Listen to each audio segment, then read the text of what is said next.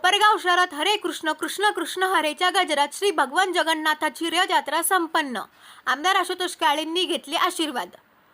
संपूर्ण देशात धार्मिक सण उत्सवाप्रमाणे काढण्यात येणारी श्री भगवान जगन्नाथ यात्रा मागील वर्षीप्रमाणे याही वर्षी रविवार दिनांक 29 जून 2025 रोजी कोपरगावमध्ये काढण्यात आली होती।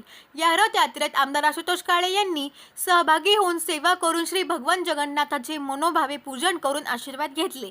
मागील कित्येक शतकापासून ओडिशा राज्यातील जगन्नाथपुरी येथे भगवान श्री जगन्नाथाची भव्य दिव्य रथयात्रा काढण्यात येते। हा सोहळा साजरा करण्यासाठी देश विदेशातून जगन्नाथपुरी येथे दरवर्षी लाखो भाविक येत असतात आणि भगवान जगन्नाथाचे दर्शन घेऊन आशीर्वाद घेत असतात। परंतु प्रत्येक भक्ताला जगन्नाथपुरी येथे जाणे शक्य नसल्यामुळे इस्कॉनचे संस्थापक आचार्य एसी भक्तिवेदांत स्वामी श्रील प्रभुपाद यांनी भगवान जगन्नाथाची कृपा संपूर्ण विश्वावर व्हावी यासाठी रथयात्रा सुरू केली आहे। त्या पार्श्वभूमीवर कोपरगाव शहरात याही वर्षी आंतरराष्ट्रीय कृष्णा भावना अमृत संघ इस्कॉन कोपरगाव यांच्या वतीने श्रीमान सुंदर चैतन्य प्रभुजी व श्री लक्ष्मीनारायण दास यांच्या मार्गदर्शनाखाली भगवान जगन्नाथ रथयात्रेचे आयोजन करण्यात येऊन हजारो भक्तांच्या उपस्थितीत श्री भगवान जगन्नाथाची भव्य रथयात्रा काढण्यात आली होती।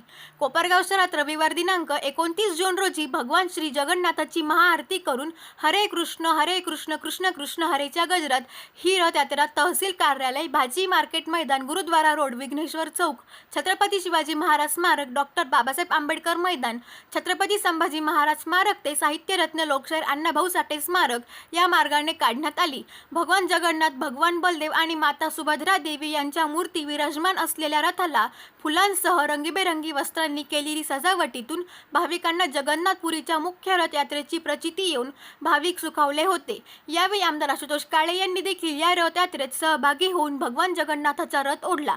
श्री भगवान जगन्नाथाचे मनोभावे पूजन करून आशीर्वाद घेतले। आपली कृपा दृष्टी मतदारसंघातील जनतेवर कायम राहावी। मतदारसंघाच्या विकासाचा रथ समर्थपणे ओढत असताना आपले आशीर्वाद नेहमीच पाठीशी राहावे अशी भगवान श्री जगन्नाथाच्या चरणी प्रार्थना केली। यावेळी मोठ्या संख्येने कोपरगावकर या रथयात्रेत सहभागी झाले होते।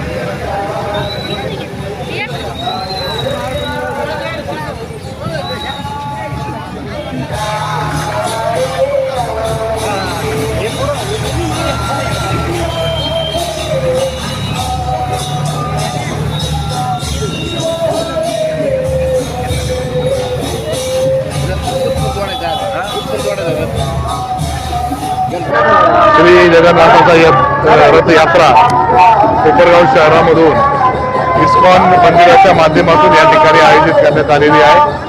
या यात्रेमध्ये सर्व भाविक महिला भगिनी आणि सर्व पुरुष या ठिकाणी सामील झालेले यात सर्वांचे मनापासून या रथयात्रेच्या निमित्ताने स्वागत करतो, सर्वांचा आभार मानतो।